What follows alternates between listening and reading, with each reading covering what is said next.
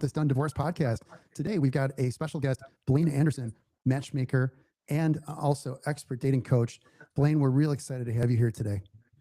I'm excited to be here. Thank you. Thanks for coming on the show. We really appreciate it. And we love your content. Got to know you on social and thought it would be great to have you on the show. Thanks a lot for coming. We really appreciate it. So we wanted to ask you, I want to introduce you briefly and then have some questions. And just talking with you before the show was super interesting. And I know our fans, our followers are going to love what you have to say and just find it really interesting. So you're a well-known dating coach. Blaine is a well-known dating coach and matchmaker. She specializes in helping men improve their dating lives and build meaningful long-term relationships. She runs Dating by Blaine, a brand that includes coaching, online courses, matchmaking, and free online content aimed at guys. A couple months ago, Blaine launched a fun new podcast called Help Me, I'm Single, which I recommend you watch, by the way. It's hilarious, where she helps singles figure out how to improve their dating lives. And the clever idea is it's not just Blaine, but there's also a comedian in every show, and it rotates, right, Blaine? Yeah, it's a different comedian co-host every episode. They Yeah. bring the lightheartedness, their own expertise, their own failures. So it just makes it a little more entertaining and fun as opposed to just being the coaching aspect. Yeah, that's great. So we'll provide the links to all of Blaine's content in the show notes. So be sure to check it out and give her a follow if you don't. It's really, even if you're not currently in the dating scene, and I'm not, I found it's fun, interesting, entertaining. It's great stuff. So she's coached thousands of men. She's been on Shark Tank before. Mark Cuban made an offer to buy part of your business, I believe. Is that right? Yeah. And you're frequently featured in major media like New York Times, Wall Street Journal, Forbes.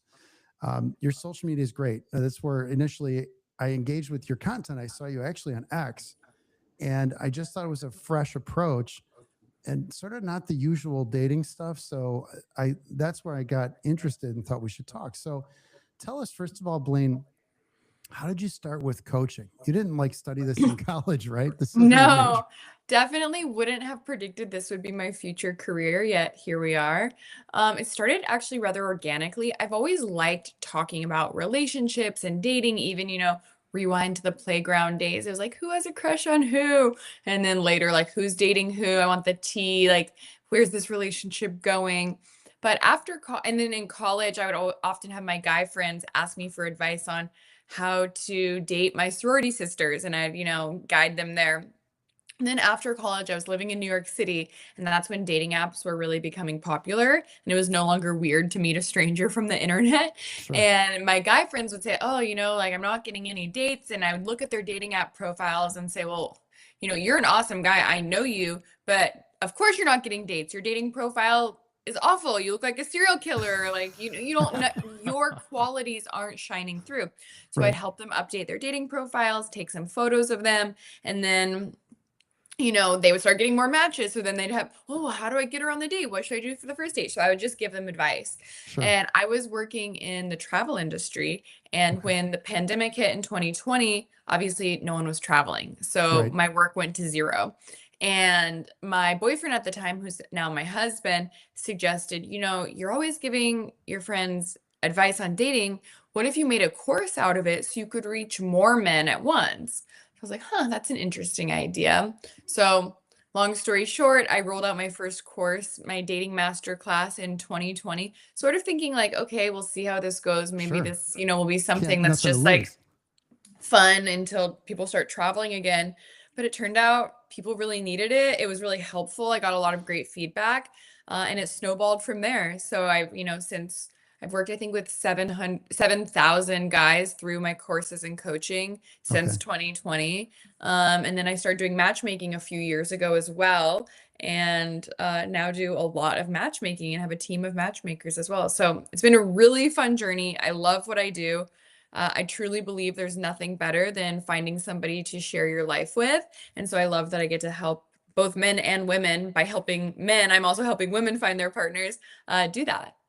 That's great. So why do you think there's such a high demand for this kind of guidance and your matchmaking service?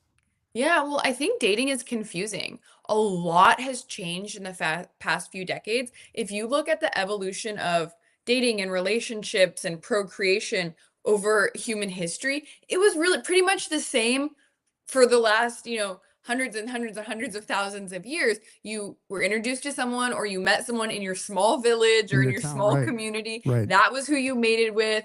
And, that was just it. That was your only options. Maybe it was someone from a neighboring community or a neighboring town. Um, and in the past couple decades, which is a teeny tiny blip in the when you're looking at all of human history, we've changed so rapidly.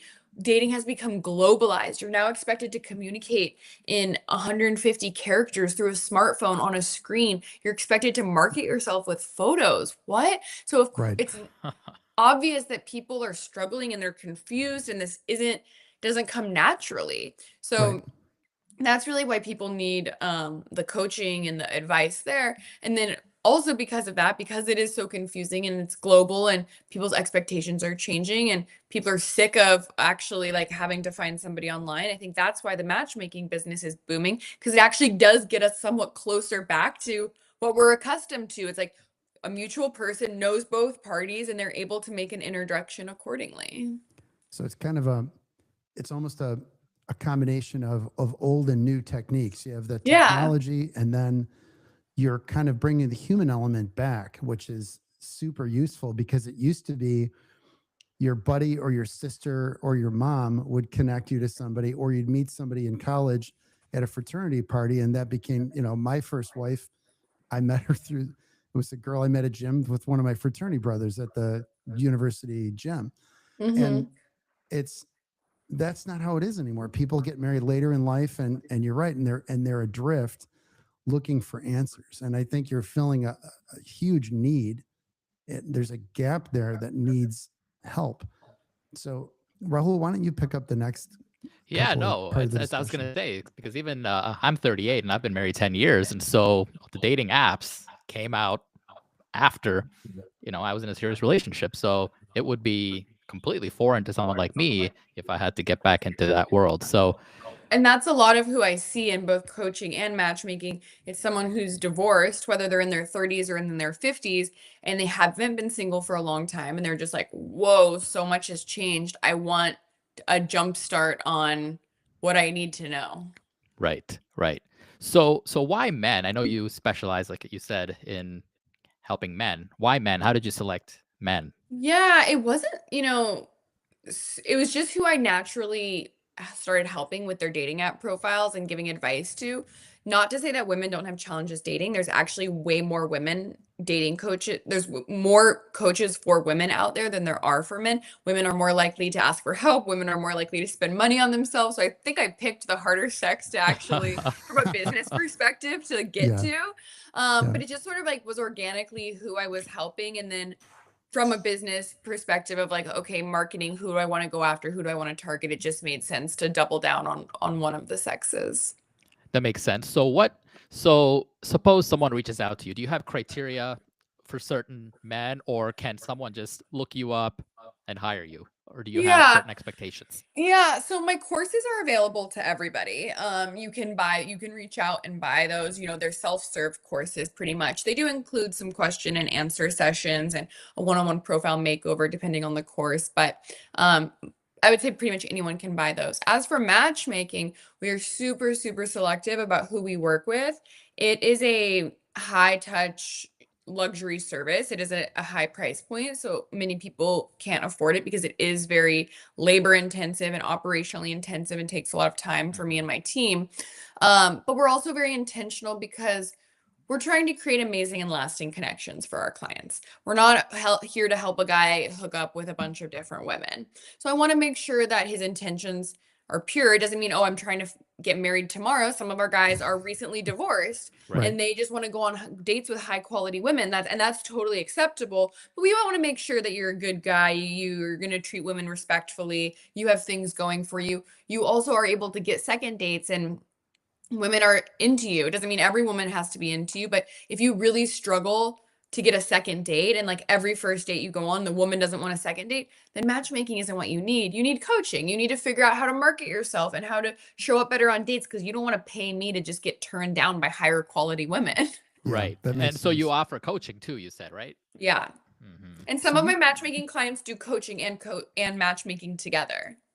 so you talked about when we were talking about this before the show, you said you made this really interesting comparison between product and marketing that I thought was really apropos. And for a lot of our clients, they're business people and they sort of understand this concept. Could you explain that more? I thought that was really insightful. Yeah. Well, if you follow me on social media or you look at my website, I talk a lot about how dating can be a marketing problem.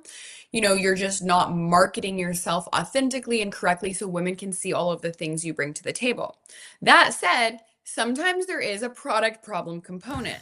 If you are at a dead-end job and you don't have friends and family that you're close with and you don't have interesting hobbies that you care about and you enjoy, that's going to be unattractive to a woman. So Sure. you need to first focus on upgrading the product so you feel really good about who you are and what you bring to the table. And a woman is going to be excited about that.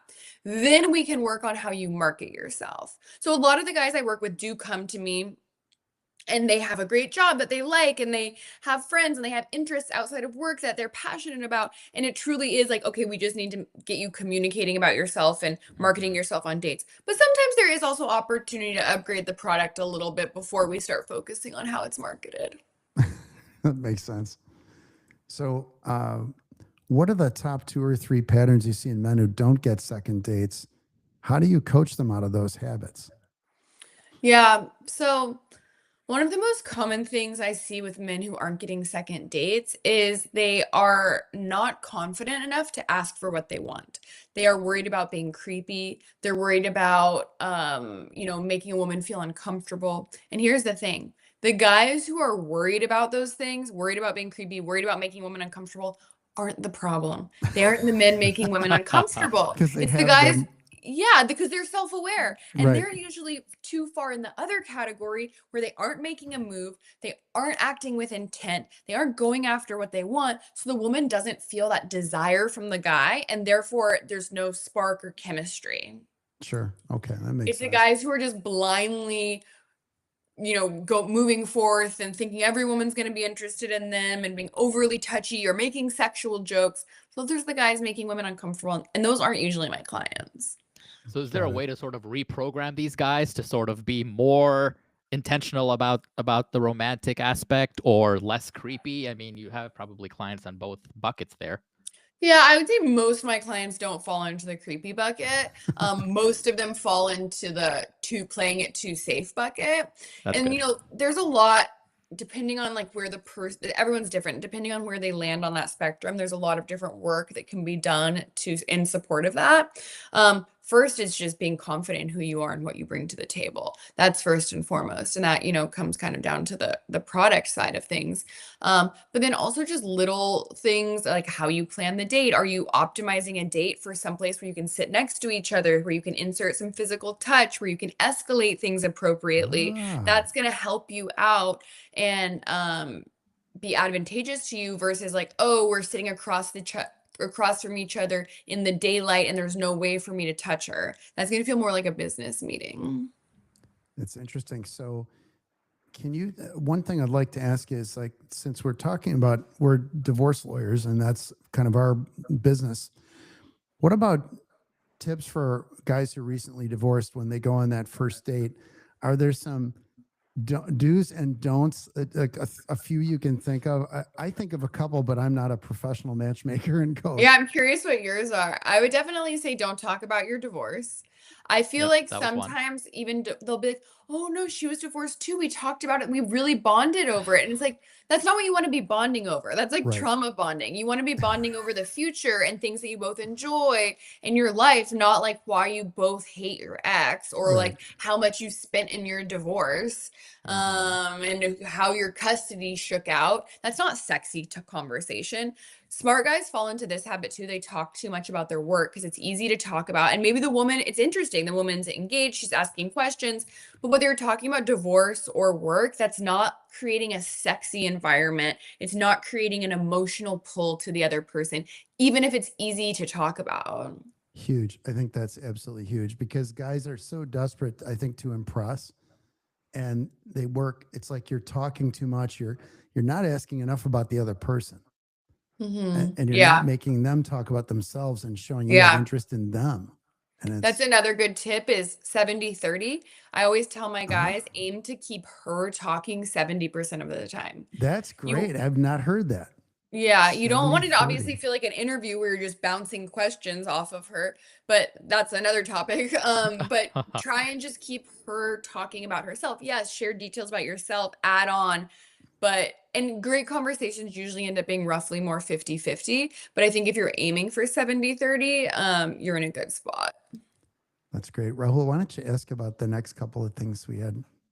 Yeah, so we were, you went back to this fixing the guy's profile on their social media apps. So what are some red flags that you typically see when someone first comes to you, completely blank slate, and they show you their Hinge or Bumble profile? Other than the guy wearing the Star Wars cosplay in the profile photos, Or holding his No, lightsaber. yeah. or the fish picture. The fish, yeah.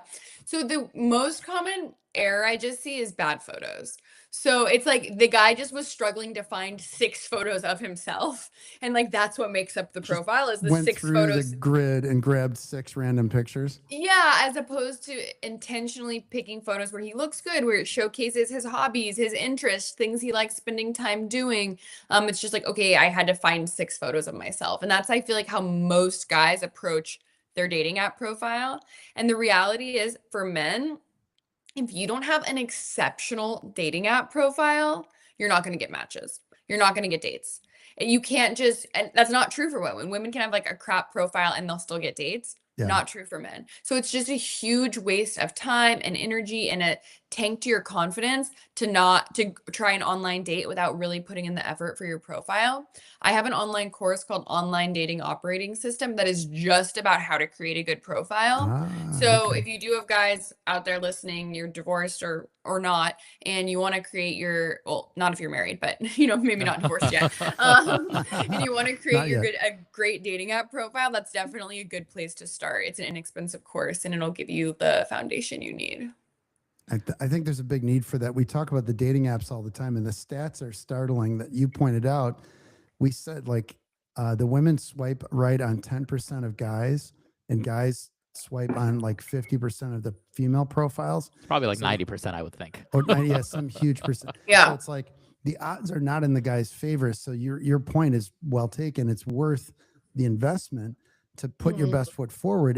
And it's funny is if a guy's selling a car online, he's going to take a bunch of nice pictures of the car, but for themselves, they just have a bunch of bad pictures out of their with a buddy or something Yeah. out of their from their phone and post it. And it's Yeah, like, oh, it's worth. I always recommend hiring a professional photographer, and people are like, "What? That's so weird. That's so crazy. That's cringe." But no, the right photographer. We're not talking LinkedIn headshots of you in a studio with like a forest backdrop. The right photographer will get lifestyle shots of you that it's not even obvious they're professional. It's like, oh, this is just a high quality photo, and an Right. iPhone is also, by the way, perfectly sufficient for getting a high quality enough photo. The problem is most guys just don't have a good sense of angles and lighting and positioning. So that's why I recommend hiring a pro and then just using like 2 of those professional photos within your app mixed in with other candid shots that you got on your own.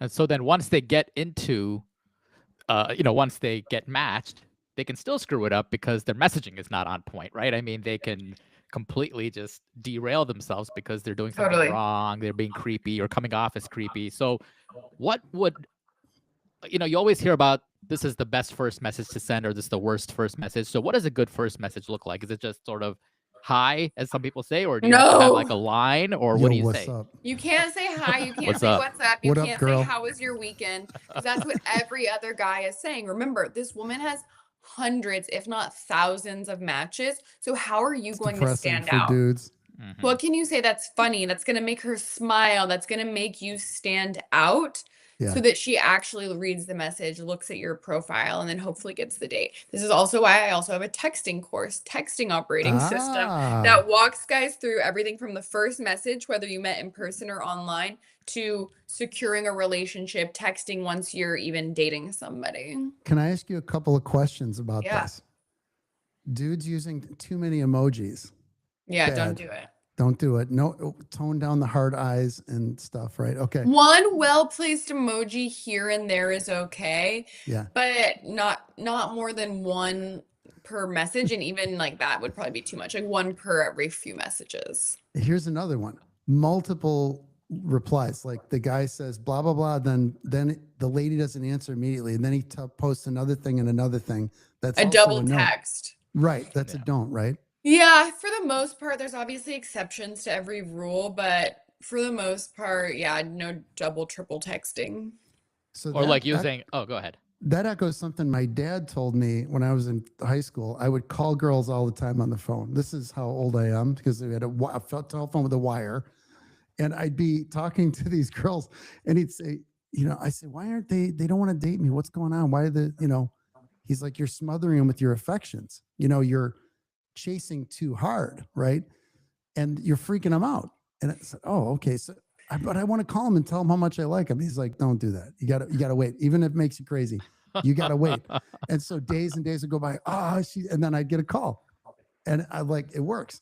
So same thing in texting. If you look too hungry, you Yeah. freak people out. You want to look like you have options, not like you're desperate, especially when you don't even know somebody very well. If you're smothering them with messages and like, oh, pick me, like I want to see you. It's like, why? You don't even know her yet. So Yeah. she's going to pick up on that energy. Everyone wants somebody who's desirable, and it's a fundamental human trait. You want somebody that other people also want. If no one else wants you, like, why do I want you? That's a great point. It's like I see that you're online because there's like that green dot next to your name, but you haven't responded to me. What's going on, right? I mean, Yeah, back in the AIM days. yeah. I see her online. What's happening? Or the 3 dots and then no message comes. Like, what's happening? So here's one. How do guys pick a good place to ask women to meet for the first date?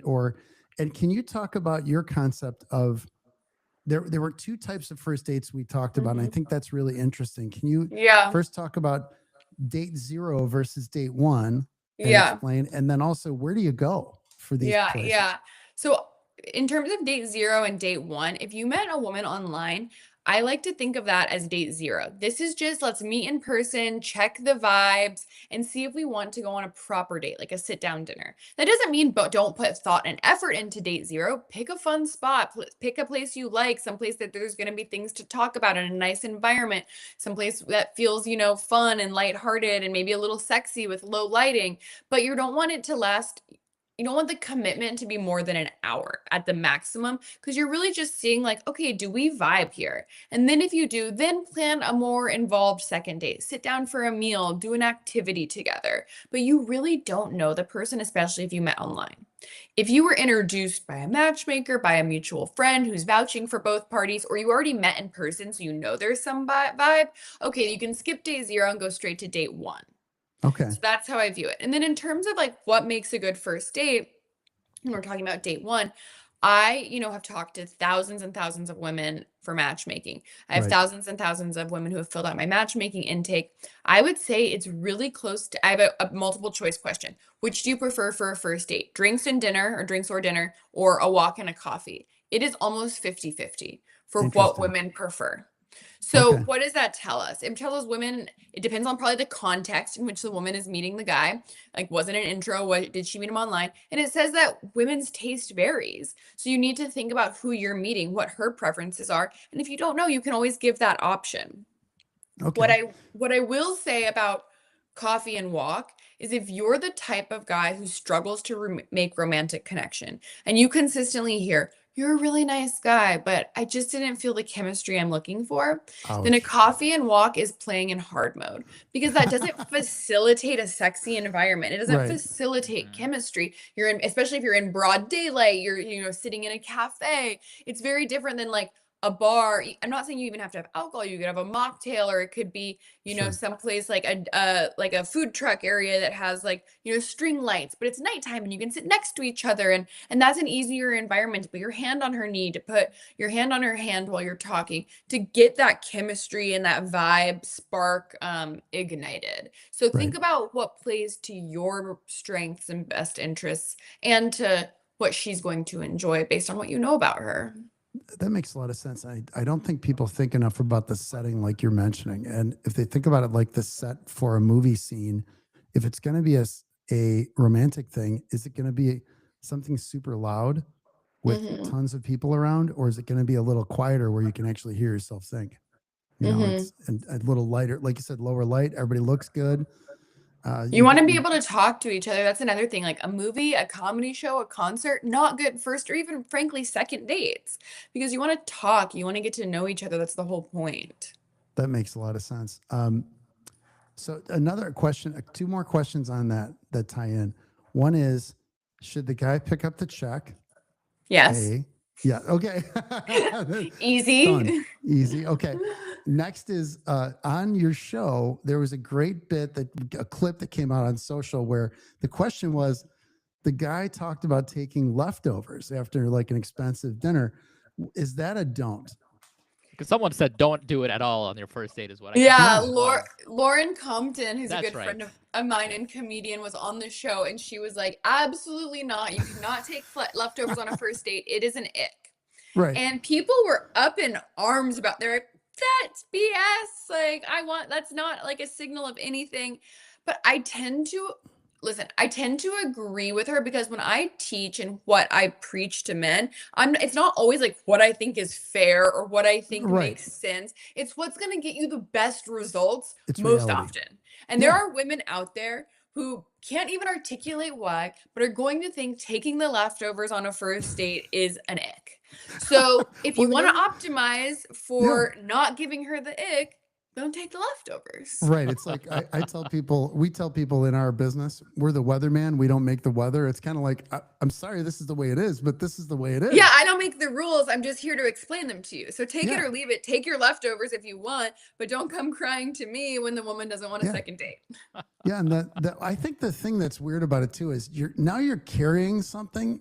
Yeah. And now where are you going with that? You're Like walking now Yeah. you around have with the a doggy smelly bag. food I mean, in where the are you gonna bag go? and Yeah. It's you're just gonna not sexy. yeah. Have you ever seen in a movie a guy Yes. like carrying leftovers Right. afterwards and then giving the woman a kiss? Like, Yeah. no, unless they're like portraying like a dorky, awkward guy, like he's not Yeah. taking the leftovers. So we're saying Brad Pitt has never carried leftovers in a movie. More than likely, if we searched, we could ask AI and find out. Probably never Yeah. happened. Yeah, that's awesome. So tell us about funny demands of your clients. Have you had any like oddball demands people make and like they have a list of things they want? Yeah. I mean, definitely. I've heard it all. I get a lot of very specific physical criteria. Once also sometimes non-physical things, and some are like totally reasonable. Like, hey, I want a woman who's comfortable staying home with our children. Okay. That's a values thing. But sometimes guys get really prescriptive where it seems like they think they're ordering a pizza, and it's like, okay, I want her to have brown hair, C cup, lift weights, D1 athlete. Christian, and a member of the choir. And it's like, okay, you realize I don't have a crystal ball. I'm not just like mixing a potion back here and like, Right. ta-da! It's like this woman has to exist Yeah. And and be she's gonna have single to and like want them. to date you. Right. Right. So, Exactly. part of my job as a matchmaker is hearing what clients want and then delivering on it.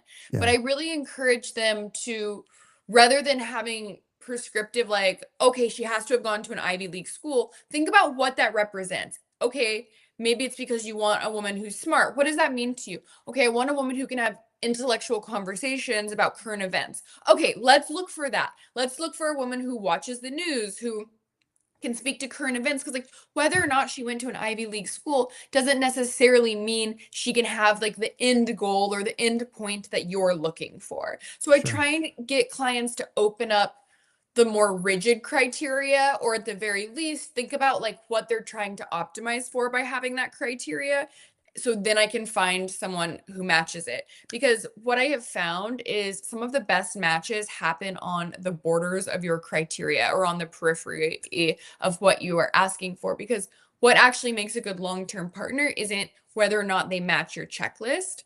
It's, whether or not there's good long-term compatibility, whether Yep. or not you have shared values, whether or not you share a Yes. vision for the future, and you Huge. both are opted into that. That's we've actually talked about that before, and I've talked about that in my social. We talk about obviously marriage and divorce, and I don't believe there's one perfect person for somebody. There are many good matches for people out there.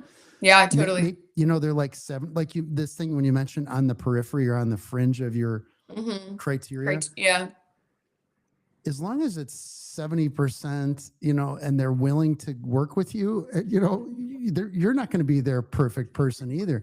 But if you can grow Yeah. together and make it Willing to work, work. then you're doing great. You're doing better than most Yeah. people. I have a question for you guys.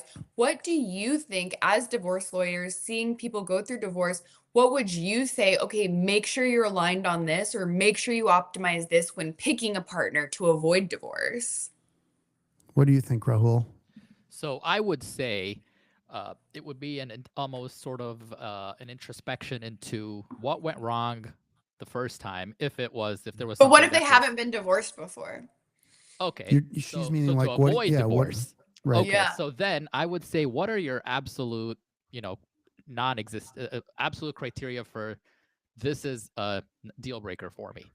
If that's the case, don't say, well, I really like her. I love her about all these. I love so many different things about her, but this one deal breaker she's not on. For example, let's say, she's the perfect person, but you want kids and she doesn't want kids, for example. Listen You know to what? them. Maybe she'll want kids down the road. I'm going to get married to her, because I can't find a better person than this. Maybe I'll convince her.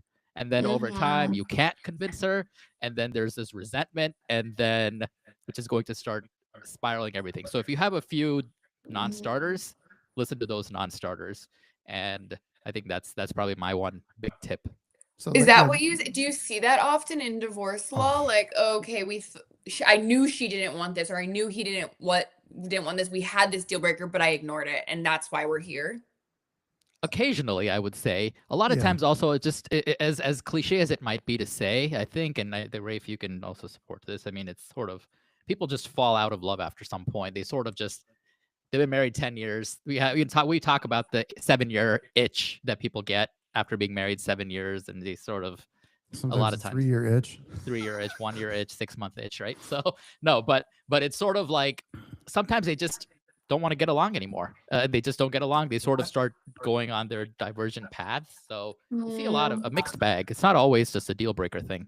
What do you think? I have so many questions. I think, Blaine, what you said about shared values is huge, because if your values aren't largely aligned, you are playing on hard mode.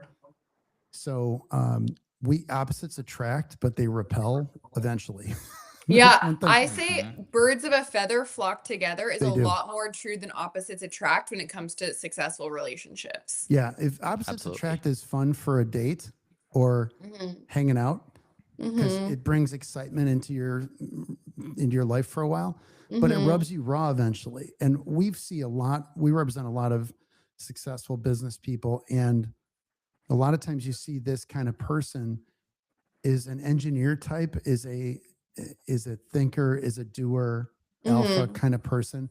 Those are my guys. Yeah. Yeah. And they marry the artistic, creative, color. I always say color, music, love, because that's something they know they lack. So they sort of seek eat, that pray, love sort of a person, right? Yeah. So. Yeah. And that person eventually kind of drives them nuts, because that's a creative, that's like a level of emotion that long-term wears them out.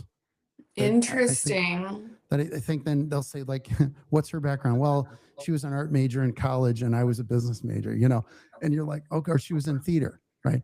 And they get together and eventually they drive each other nuts. He's too rigid because he's like this, engineer guy who thinks very linear. Yeah. And she's into all this creativity and all these things, and she wants That's so interesting, because I hear that all the time. I see it both ways with my matchmaking clients. I definitely see, like, okay, I'm really business focused. I'm very busy at work. I really want someone who has more flexibility, who is more free spirited, who has like the things that I don't have, to bring that out of me and to bring that to the relationship.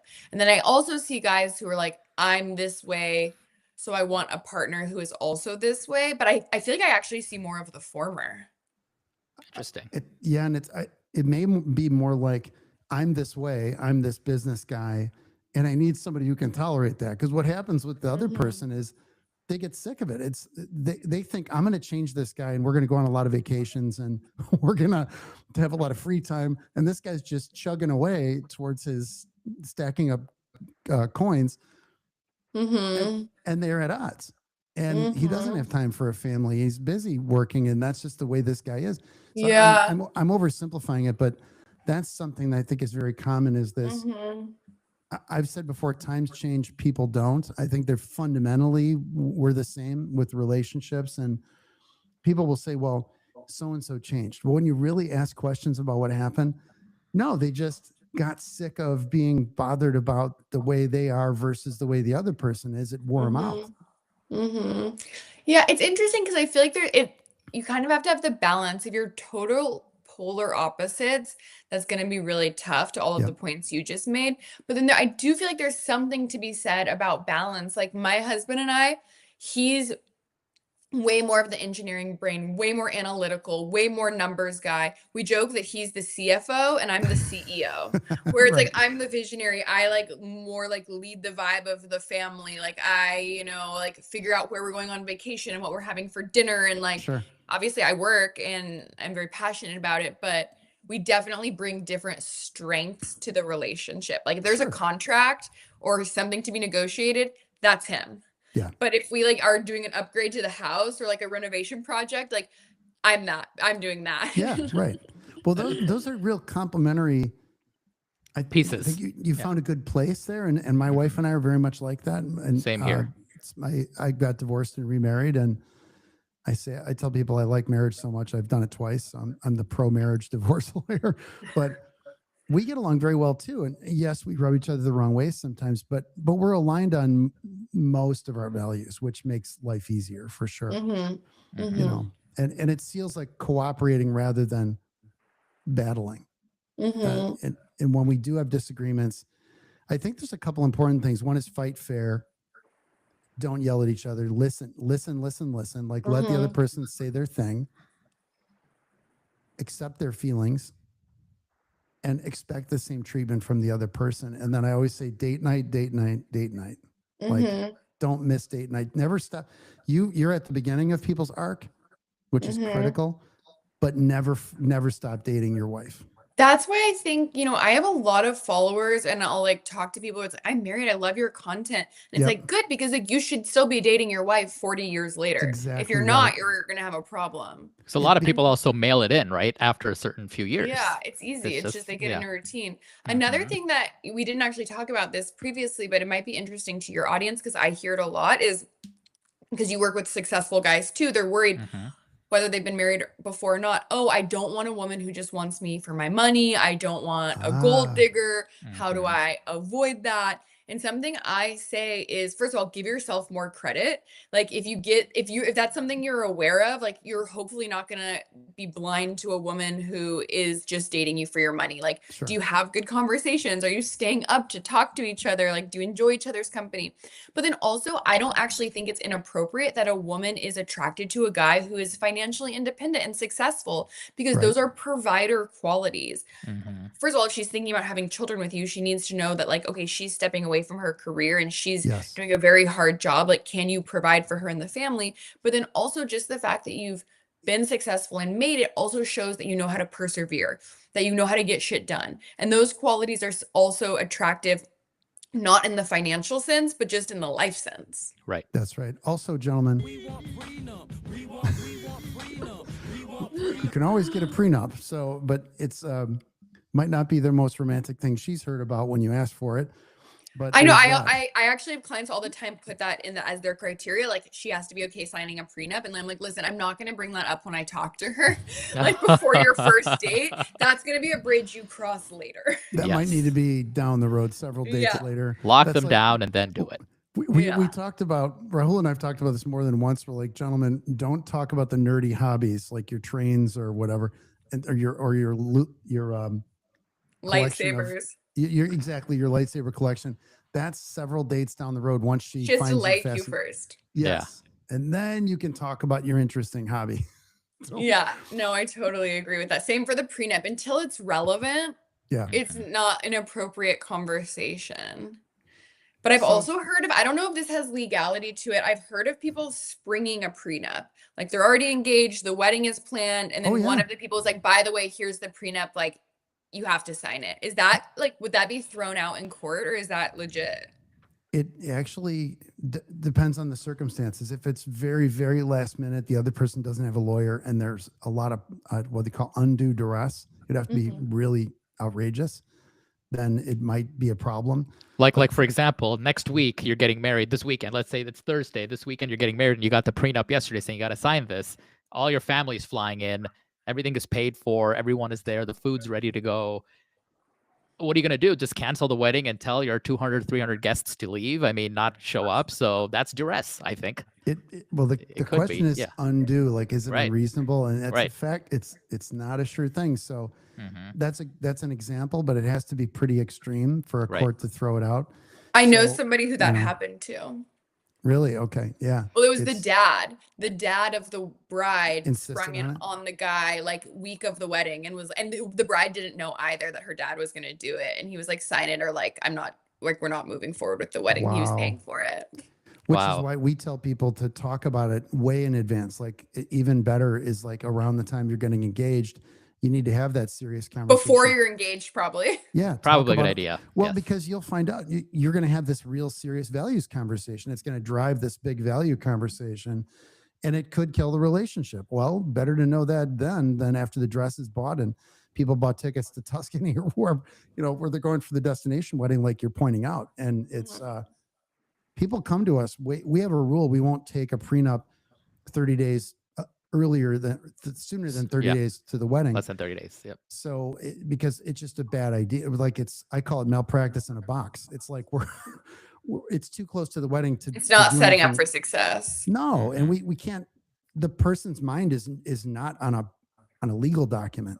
Mhm. They're all in wedding land, and it's got to be earlier, and the earlier the better. Yeah. So what happened to this friend? Did they actually do it or did they just Yeah, say no? yeah, he signed. He signed. signed. Okay. It was. I true frankly love. think it was like probably a good move on the dad's part, Well, but like yeah. not an appropriate way to hand it over. And do people ever retroactively make a prenup? Like I'm married, for example. Like, what if my husband and I were like, "Hey, we're not planning on getting divorced. Like, but now we've accumulated more assets. Like, should we have a prenup?" All the time, yeah. Great we called it a question. postnuptial agreement. And so it's called a postnup. And essentially you do what you do in a prenup. It's got some slight legal, nuances that's different than a prenup. But for the most part, yes, people do that a lot. Yeah, we have. Interesting. We'll have cases where there's a problem in the marriage, a lack of trust, or maybe a major financial change, and people start feeling concerned about it and they want some certainty. So they work out a postnuptial agreement, and you can That deal makes with, sense. yeah.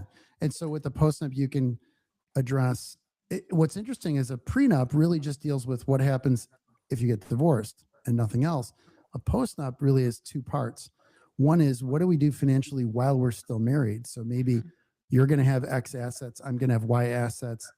Blaine's future income just goes to Blaine. My income goes to me if I'm your husband. And then we work out how our expenses are paid while we're married.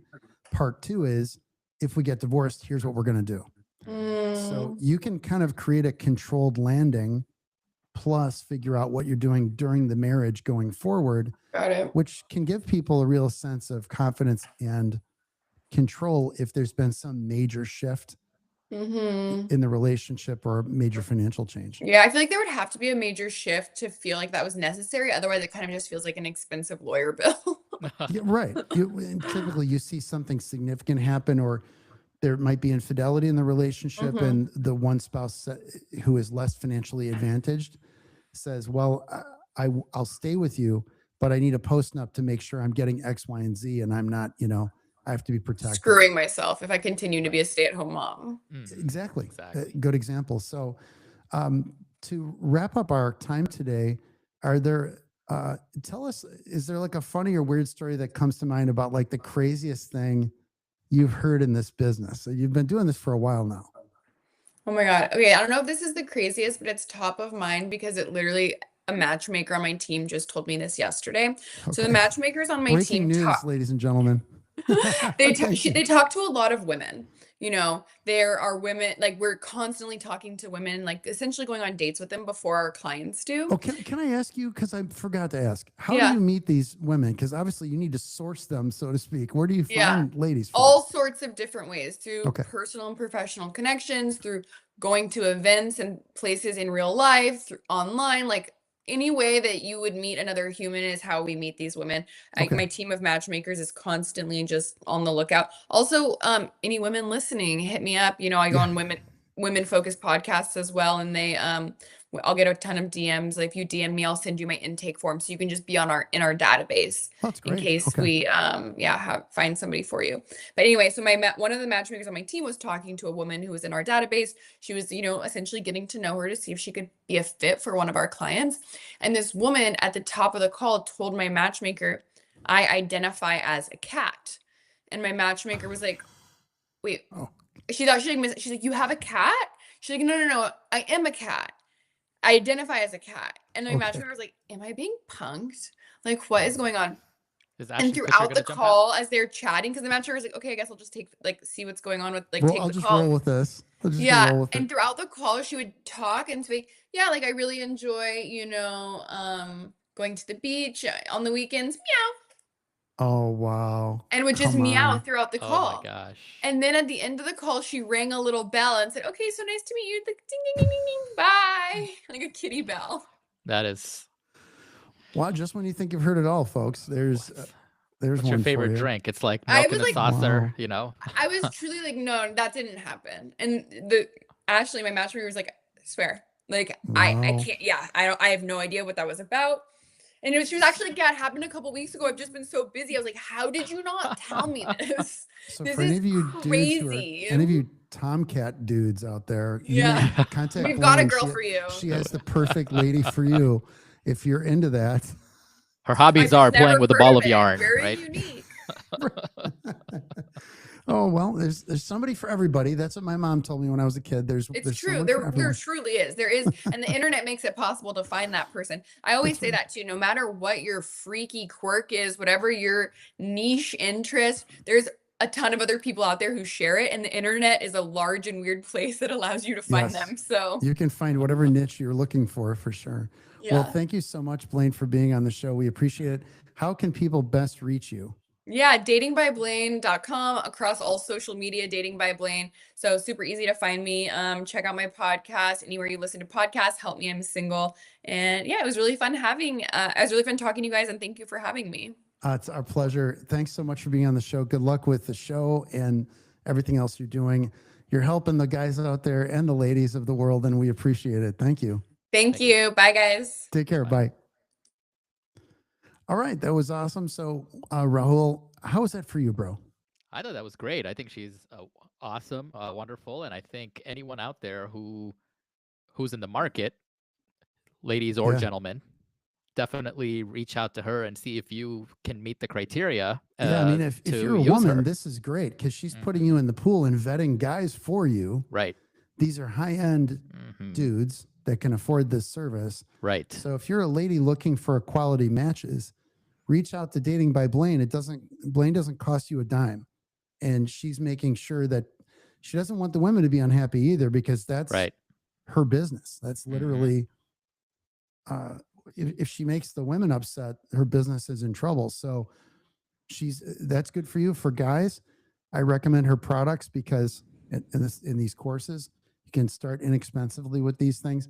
If you've been out of the dating pool for a long time, the world has changed radically. Rahul's a better example than me. I've been out of the dating pool for very, very long time. Actually, I don't know, Rafe. I mean, I Well, I was guess- married in 2015. Oh, okay. So I was married in 2018. So I guess I'm more recent than you. But still, 10 years or whatever it's been, 10 plus, Yeah, 12 right. years, been a long time. Mhm. And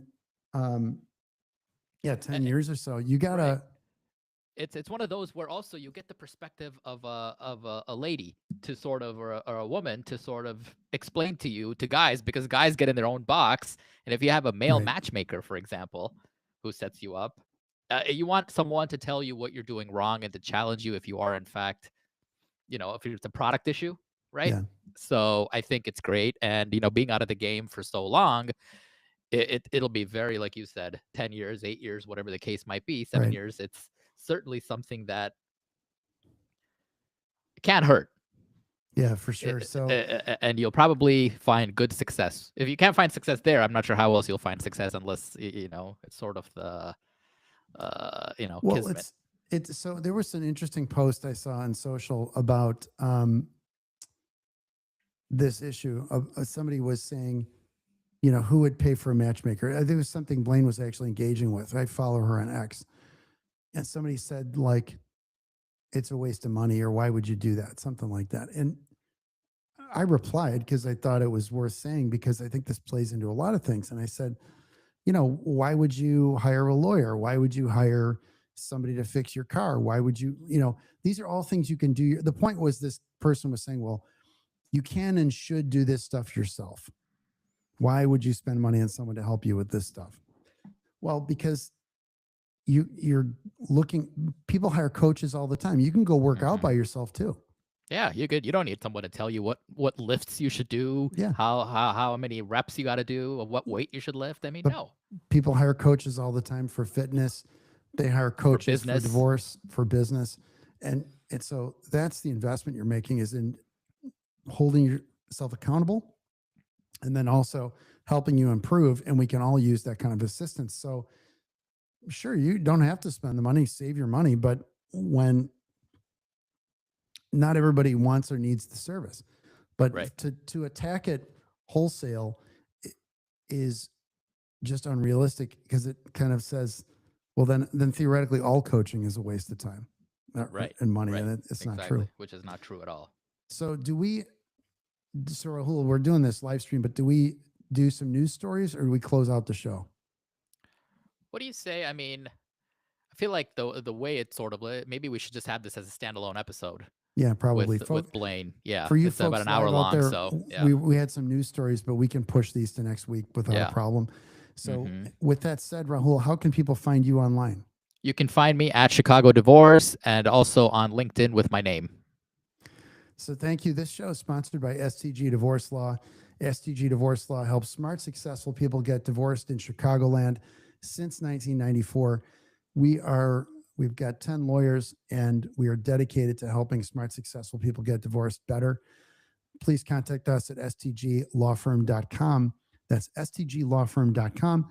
And of course, I'm the author of the book, I Just Want This Done: How Smart, Successful People Get Divorced Without Losing Their Kids, Money, and Minds. Available on Amazon, Kindle, Audible, and where all great ebooks are sold. That's where the title of the show came from. And my next book, I Just Want to Know, is coming out, which helps people decide whether to stay married or get divorced. And that's more news on that as it's ready to come out. So thanks very much, everybody.